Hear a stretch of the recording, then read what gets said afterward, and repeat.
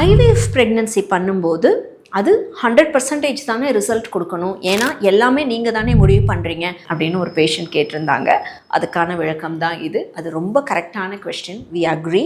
உங்களோட கருமுட்டையை நாங்களே செலக்ட் பண்ணி வெளில எடுக்கிறோம், நாங்களே உங்களோட விந்தணுக்களை செலக்ட் பண்ணி வாங்கி கூட்டி வைக்கிறோம். பட் அதில் இயற்கையோட ரோல் இருக்குது. அதில் எத்தனை பேர் கருவாக மாறுறாங்க அப்படின்றதுல. அதுக்கப்புறம் அவங்க வளரணும். கரு 3 நாள் கருவாகவோ அல்லது 5 நாள் கருவாகவோ வளர்றாங்களா அப்படின்றது ரொம்ப இம்பார்ட்டண்ட். அடுத்த விஷயம், உங்களோட யூட்ரஸ்குள்ளே கொண்டு போய் வைக்கும் போது அந்த நிலைமை எம்பிரியோக்கு ஒத்து வருதா, அதை அக்செப்ட் பண்ணி அந்த எம்பிரியோ வளருதான்றதும் நம்ம கையில் இல்லை. நம்மளால் பார்ப்பதற்கு அந்த எண்டோமெட்ரியம் நல்லா இருக்கா, இந்த எண்டோமெட்ரியத்தில் வச்சா வளருமா அப்படின்ற ஒரு அசஸ்மெண்ட்டில் தான் வைக்க முடியும். கண்டிப்பாக நம்ம என்னதான் ஐவிஎஃப் இக்ஸி எந்த டெக்னாலஜி ஃபாலோ பண்ணாலும் இயற்கைக்குன்னு ஒரு ரோல் இருக்குது, ப்ரெக்னன்சி வருமா வராதான்னு பார்க்குறதுக்கு. So definitely IVF ICSI is not 100%.